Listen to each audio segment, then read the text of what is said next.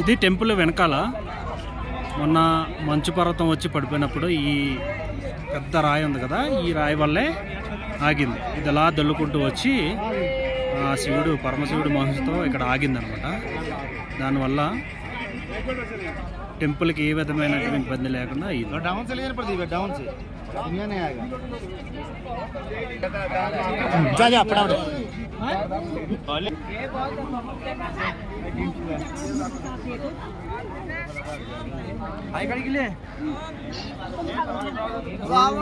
హర హర Mahadeva Shambho Shankara.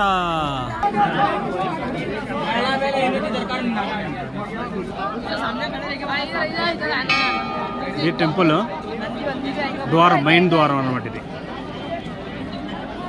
Temple main ద్వారం. చూస్తే మనకి టెంపుల్కి ముందు మహానంది, నందీశ్వరుడు.